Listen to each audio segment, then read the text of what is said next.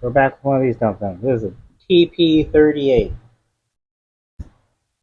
This is your mainly the square body power strokes are these things. And these things are kind of a pain to assemble because when they were brand new, this is probably a really easy, fast process. But when they're all crusty and rusty, it really freaking sucks.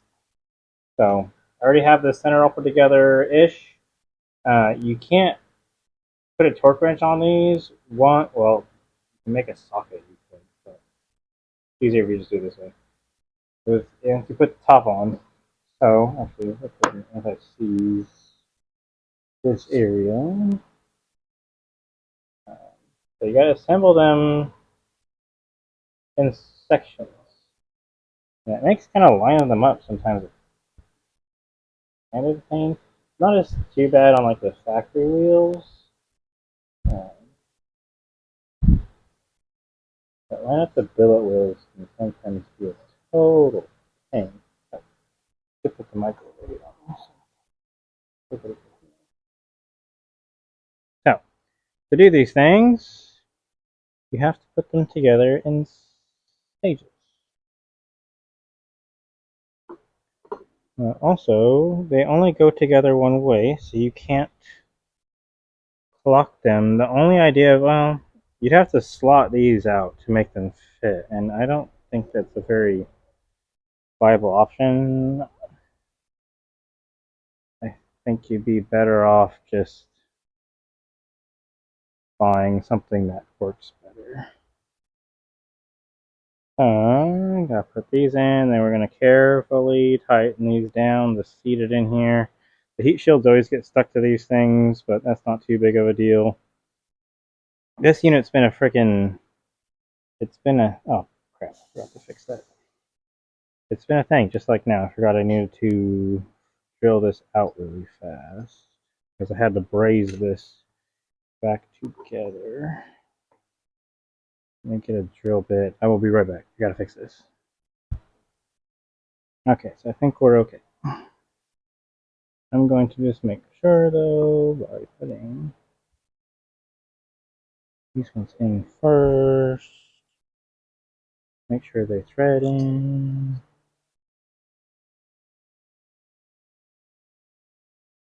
Okay, I think we're okay.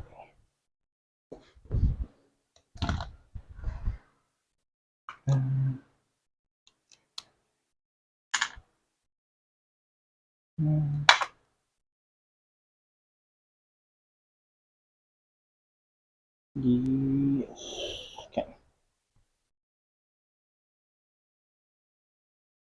So while you are tightening these up, make sure it comes down even. Shaft should remain free. The radius inside the turbine housing is going to be what keeps your everything from falling apart. There are no snap rings in these at all. They just have a collar spacer setup that keeps them off one another. Yeah, I think you're high on this side.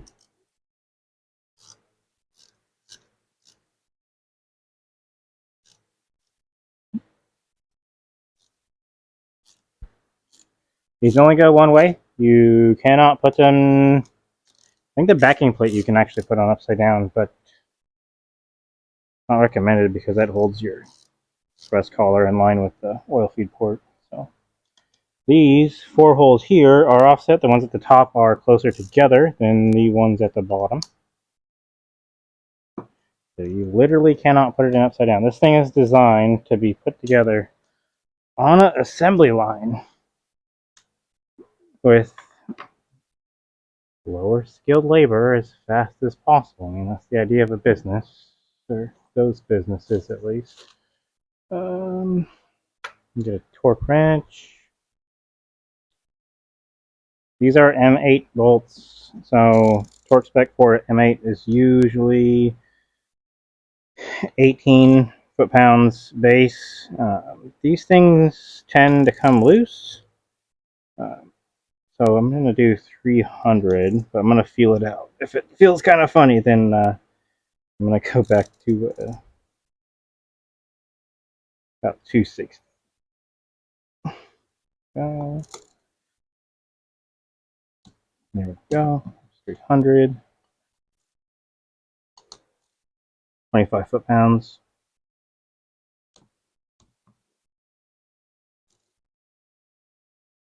It's always scary right here about breaking that shaft. Like if you got this far, it's balanced, everything's done, it's going back together, and like a socket slipped. Oh, that would just suck. Okay, there's that. Next up will be thrust bearing, checking the front guard, the front backing plate to the heat shield. So let's put the thrust in here. These bolt holes in Infinite Wisdom are inside of the center cartridge. Now, they got wise when the Tp38 came out because they have a O-ring that goes around the bolt holes. So now the bolts are on the outside of the cartridge, and you don't have to thread seal with tuggers. But all of these things, 3HE300s, 351s, they like to have spots where oil can leak out. I don't know what it is. If I was a designer, I don't know how I would design that in. I don't know why it's so difficult to just put an O-ring that has a shape to it, or even you can take a round one if it's the right length. You make it like a standard size, you can go around. Yeah, I don't know why they like putting bolts where they leak. But not my deal. Okay, I'm gonna get this little dude off of here. Guess we'll just borrow this for a moment.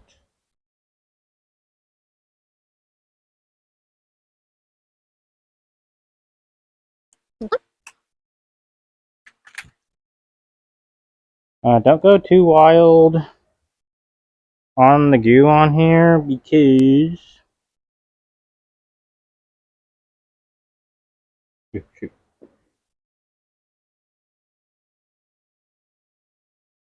You don't want to get into where your bolt holes are because they're going to put thread sealant on those. Pretty sure I'm going to put this on. Yeah.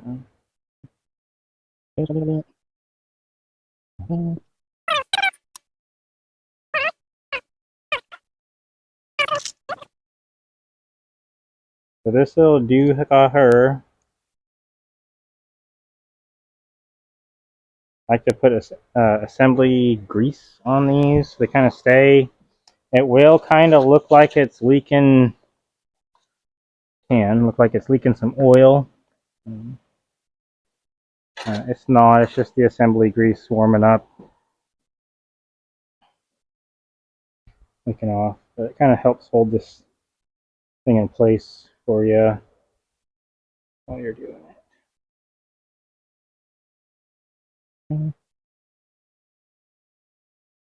There's nothing around your bolt holes. Those are going to get high temp Loctite and a thread sealer.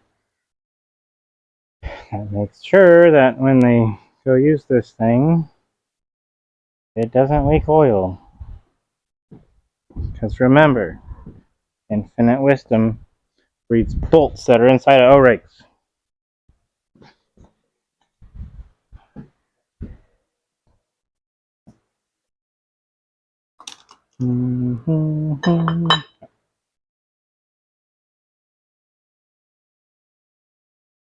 Tiny little dealio. Now, if you have your reveal kit, check these. Oh, forgot to tell you guys this. On these things, because they have a Relatana, have really small front seal, you're going to have to buy a different set of feeler gauges. So I got these eBay specials that have the narrow point. So you need the narrow point for checking the Garrett stuff because Garrett likes tiny little holes.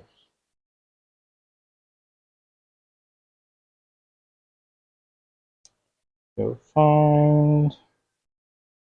Let's see what size this is.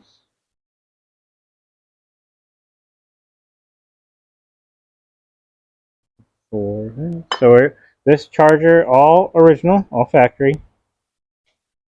There's no wear on these rings. Actually look really good. This must be a lower mileage truck.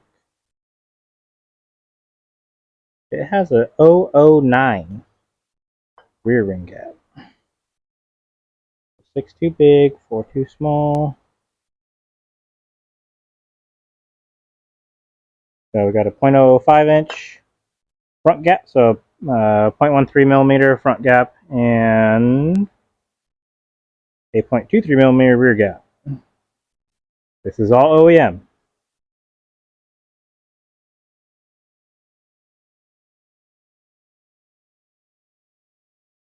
So 005 FG, 005 FG.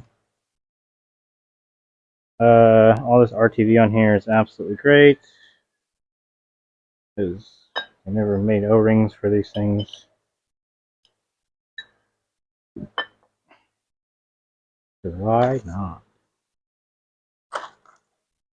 I think this is for the big one. Yeah. I don't have the tiny O-ring for this one. Oh well. Grab our front collar. Throw this away. Why these take forever.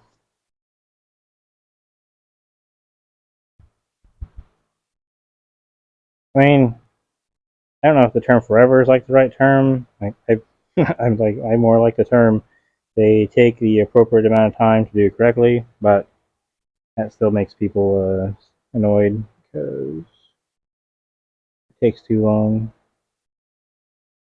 Okay. These are all factory parts. Good stuff. So when possible, I always recommend reusing, when possible, your OEM components. Because there's usually nothing as far as the consistency of the metal and sizing goes that's going to be as good as the OEM stuff. That being said, like this particular unit, it's a 15810 through bore on the center cartridge, and it had 15704 or something millimeter bearings in it, which is kind of big. It doesn't usually happen on a factory charger, so I took those out and put in a 15720 bearing, which tightened it up quite a bit.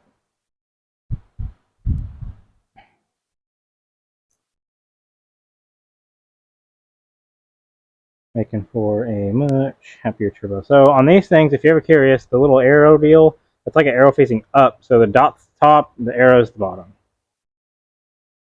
As far as this backplate goes, the thrust bearings only sit in here one way. So it tells your stamps at the top. But,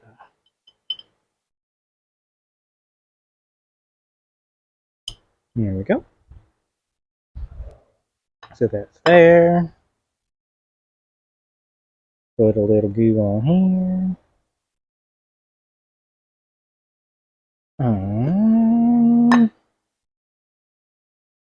Oh, this is backwards. Hold on. Okay, you gotta rotate that. You gotta rotate that way.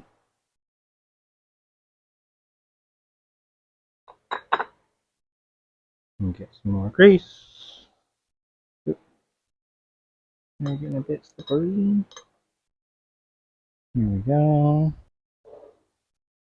This is a 360-degree thrust. The 270 came out because it's dead, and I don't have any replacement 270s, so it has to be a 360. I'm gonna get the hardware and brake clean those real quick. Okay, I found all my junk. Double check. We should stay. Yes. Okay. Always check that that's going to do what you're needing it to do.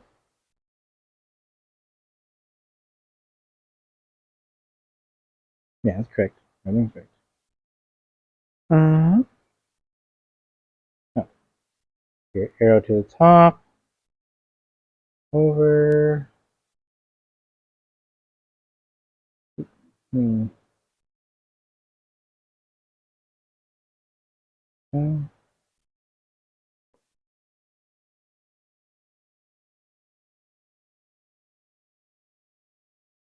oh,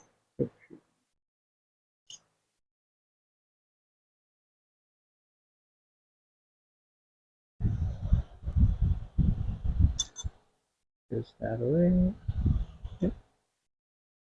You go that away.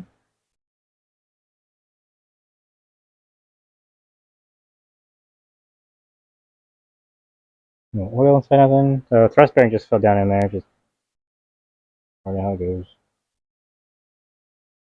Plenty of oil on both surfaces here.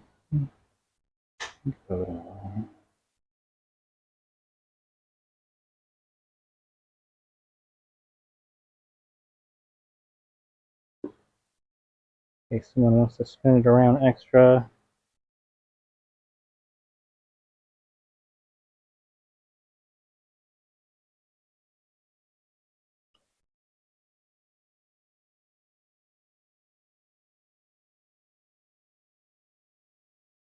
No, we're down. Okay. So we've caught the thrust, and we are sitting on our O-ring.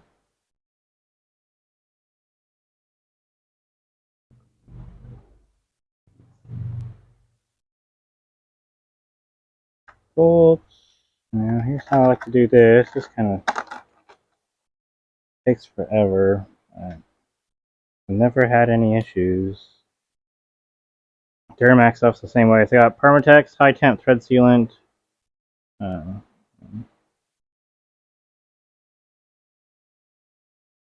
mix it up a little bit. We got our high temp Loctite.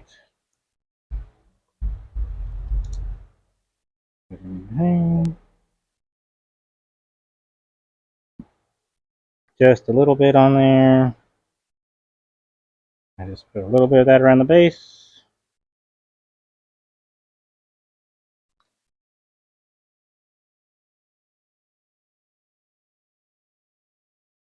And just repeat.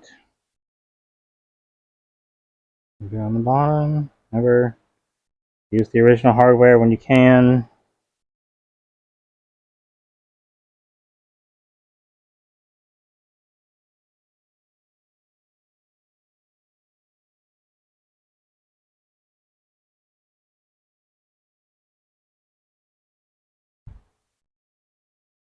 I don't know if like the thread sealer is absolutely necessary or not, but the way to find out if it is takes up time that I don't have. So this is how I've been doing them for, I don't know, 10 years.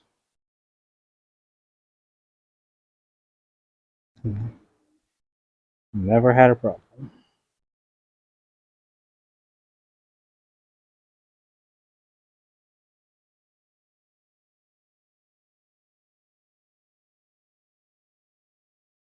Do the same thing on 300s, 351s. The only thing that sucks on those is actually they're a lot smaller bolts.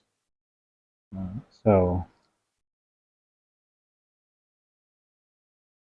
a bit more messy to do. These big 8 mils.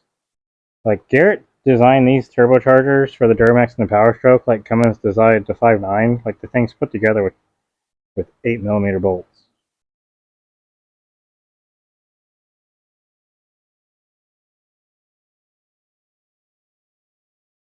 Like if you ever worked on a 5.9, you know, you might like a 10mm socket pretty much takes these things apart.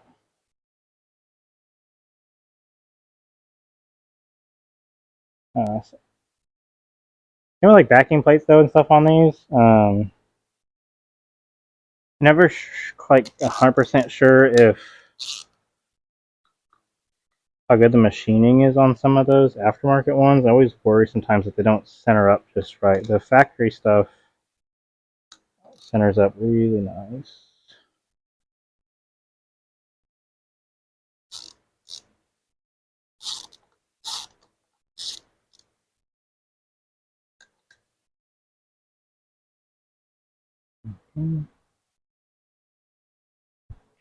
So you saw me, I was playing with it before a little bit, had play, and now that this is sucked down, all the play is, it's gone. It's actually still there, you just can't feel it by hand. Same thing on the torque spec for these. It's going to be 20, I want to say I do 20, 24-ish foot-pounds on these. So that's like 240. Let's just go to 250. Crisscross applesauce. Don't break your shaft. And just do it evenly. This is an aluminum backplate.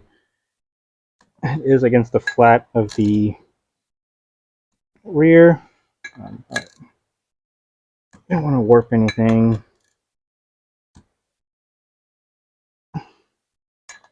Also, I don't want to be airtight. So, click, click.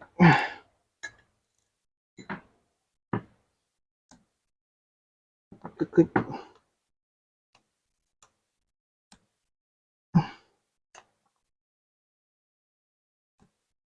If this shop brings me more stuff, which we'll see, because this took longer than it was supposed to.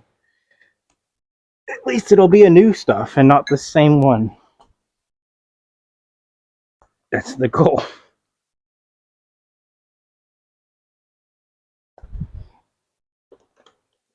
Oh, okay. Man, now that we've assembled this thing bottom to top, we can finally put the stupid compressor on. And before we do that, we should be able to put on the side.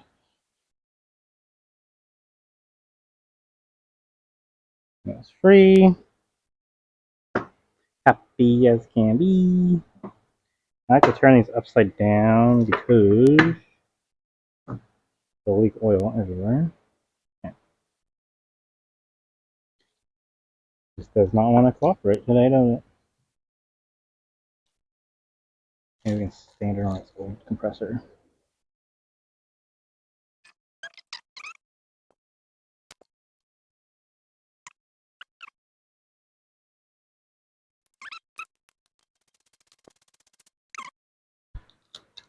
Line up our marks.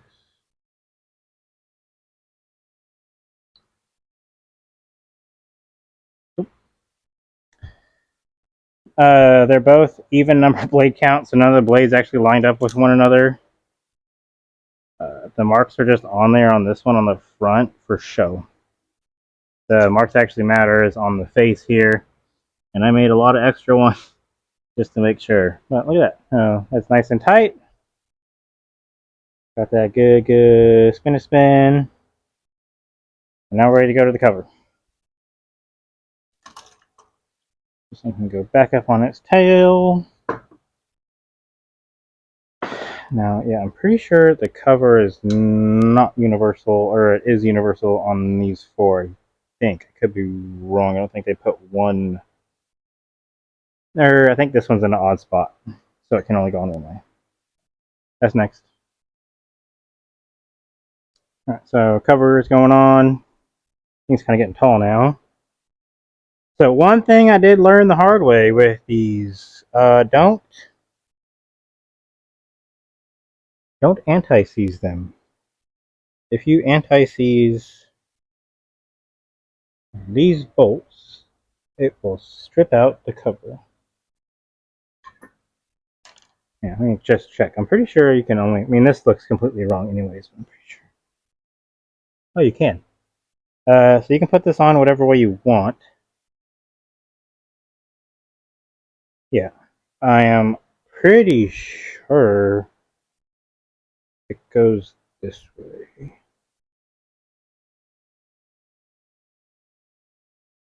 Pretty sure.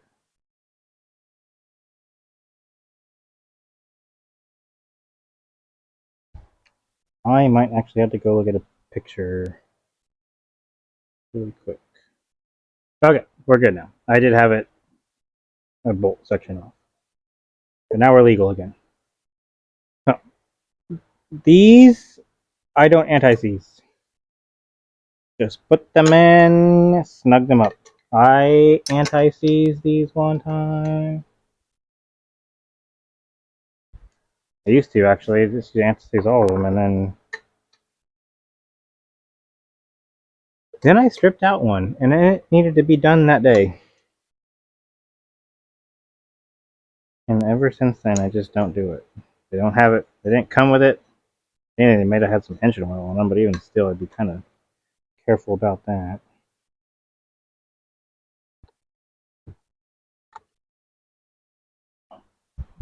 So like on these, if you want to, like just do 200 inch-pounds and kind of feel it out. Nothing.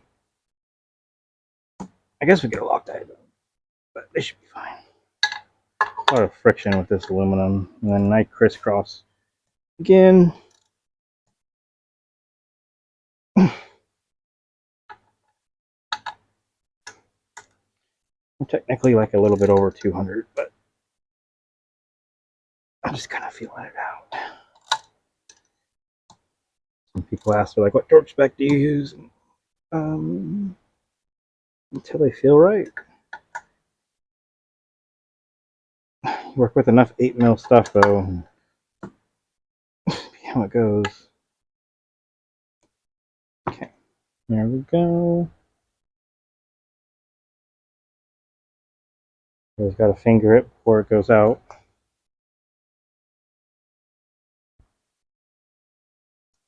That way you know it's good.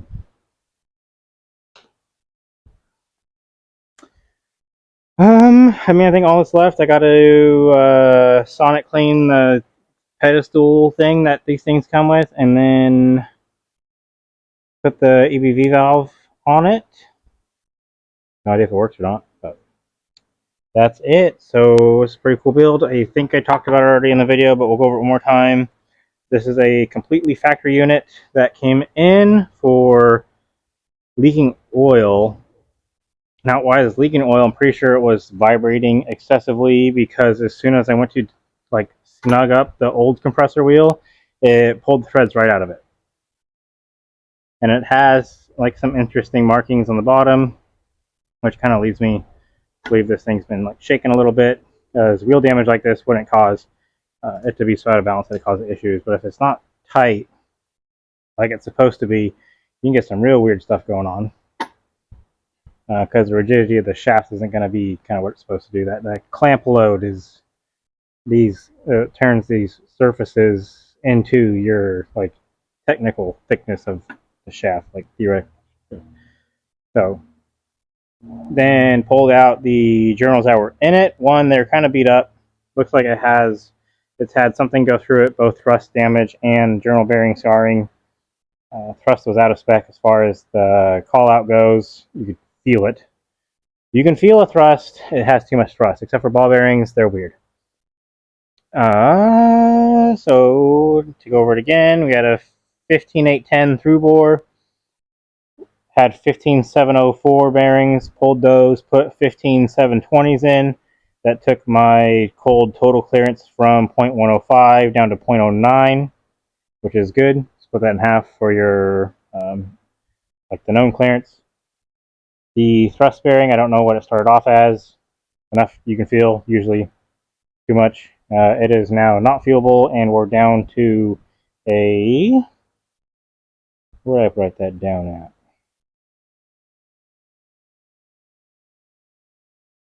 Oh, that's a 0.0...